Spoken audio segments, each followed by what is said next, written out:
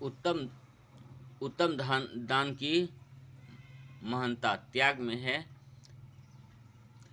शत्रुदान की कथा। महाराज युधिष्ठिर कौरवों का को युद्ध में पराजित करके समस्त भूमंडल के एक छत्र सम्राट हो गए थे। उन्होंने लगातार 3 अश्वमेध यज्ञ किए। उन्होंने इतना दान किया कि उनकी दानशीलता की ख्याति देश देशांतर में फैल गई। पांडवों के भी मन में यह भाव आ गया कि उनका दान सर्वश्रेष्ठ एवं अतुलनीय है। उस समय जबकि तीसरा अश्वमेध यज्ञ पूर्ण हुआ था और अब भृत स्नान करके लोग यज्ञ भूमि से गए भी नहीं थे, वहां एक अद्भुत नेबला आया। उस नेबले के नेत्र नीले थे और उसका शरीर का एक ओर का आधा भाग स्वर्ण का था। यज्ञ भूमि में पहुंचकर नेबला वहां लोटपोट होने लगा। कुछ देर वहां इस प्रकार लोटपोट होने के बाद बड़े भयंकर शब्द में गर्जना करके उसने सब पशु पक्षियों को भयभीत कर दिया और फिर वह मनुष्य भाषा में बोला, पांडवों, तुम्हारा यह यज्ञ विधि पूर्वक हुआ है, किंतु इसका पुण्य फल कुरुक्षेत्र के एक उच्च वृत्तिधारी ब्राह्मण के एक सिर शत्रु के दान के समान भी नहीं हुआ।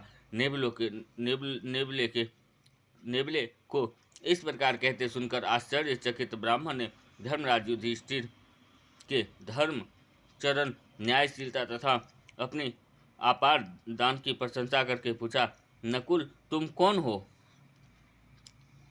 कहाँ से आए हो? इस यज्ञ की निंदा क्यों करते हो? नेबले ने कहा, मैं न आपके द्वारा कराए यज्ञ की निंदा करता हूँ, न गर्भ की या झूठी बात करता हूँ।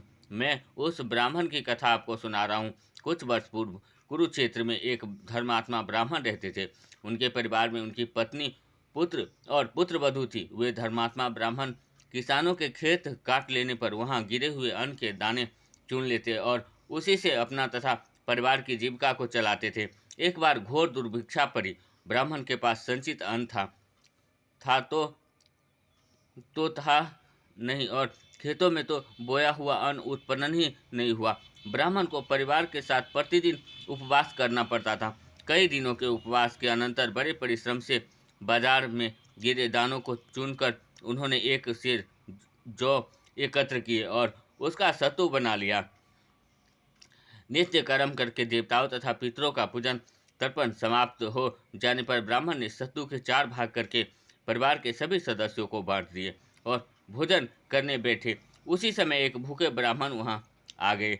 अपने यहाँ अतिथि को आया देखकर उन तपस्वी ब्राह्मण ने उनको प्रणाम किया। अपने कुल गोत्र आदि का परिचय देकर उन्हें कुटी में ले गए और आदरपूर्वक आसन पर बैठाकर उनके चरण धोए। अर्घ्य पादि से अतिथि का पूजन करके ब्राह्मण ने अपने भाग का सत्तू नम्रतापूर्वक उन्हें भोजन के लिए दे दिया। अतिथि ने वह सत्तू खा लिया, किंतु उससे वह तृप्त नहीं हुआ। ब्राह्मण चिंता में पड़ा कि अब अतिथि को क्या दिया जाए। उसी समय पतिव्रता ब्राह्मणी अपने भाग का सत्तू अतिथि को देने के लिए अपने पति को दे दिया। ब्राह्मण की पत्नी का भाग लेना ठीक नहीं लग रहा था और उन्होंने उसे रोका भी, किंतु ब्राह्मणी ने पति के अति धर्म अति आतिथ्य धर्म की रक्षा को अपने प्राणों से अधिक आदरणीय माना। उसके आग्रह के कारण उसका भाग का सत्तू भी ब्राह्मण ने अतिथि को दे दिया, लेकिन उस सत्तू को खाकर भी अतिथि का पेट नहीं भरा। कर्म पूर्वक ब्राह्मण के पुत्र और उनकी पुत्रवधू ने भी अपना भाग सत्तू आग्रह करके अतिथि को देने के लिए ब्राह्मण को दे दिया। ब्राह्मण ने उन दोनों का भाग भी अतिथि को अर्पित कर दिया। उन धर्मात्मा ब्राह्मण का यह त्याग देखकर अतिथि बहुत प्रसन्न हुए। वे ब्राह्मण की उदारता, दानशीलता तथा आतिथ्य की प्रशंसा करते हुए बोले, ब्राह्मण, आप धन्य हो। मैं धर्म हूँ आपकी परीक्षा लेने आया था। आपकी दानशीलता से मैं और सभी देवता आप पर प्रसन्न हूँ। आप अपने परिवार के साथ स्वर्ग को शोभित करें। नेबले ने कहा, धर्म के इस प्रकार कहने पर स्वर्ग से आए विमान पर बैठकर ब्राह्मण अपनी पत्नी, पुत्र और पुत्रवधू के साथ स्वर्ग पधारे। उनके स्वर्ग चले जाने पर मैं बिल से निकलकर जहाँ ब्राह्मण ने सत्तू खाकर हाथ धोए थे उस कीचड़ में लौटने लगा। अतिथि को ब्राह्मण ने जो सत्तू दिए थे उसके 2-4 कण अतिथि के भोजन करते समय वायु से उड़कर वहां पड़े थे। उनके शरीर में लगने से मेरा आधा शरीर सोने का हो गया। उस समय से शेष आधा शरीर भी सोने का बनाने के लिए मैं तपोवन और यज्ञ स्थलों में घुमा करता हूँ, किंतु कहीं भी मेरा अभीष्ट पूरा नहीं हुआ। आपके यहाँ यज्ञ भूमि में भी आया, किंतु कोई परिणाम नहीं हुआ। युधिष्ठिर के यज्ञ में अनेक ब्राह्मण ने भोजन किया और बनस्त उस ब्राह्मण ने केवल एक ही ब्राह्मण को तृप्त किया, पर उसमें त्याग था। चारों ने भूखे पेट रहकर उसे भोजन दिया था। दान की महानता त्याग में है, न कि संख्या में। वह केवल इतना कहकर वहां से चला गया। महाभारत अश्वमेध यज्ञ। जय सिया राम।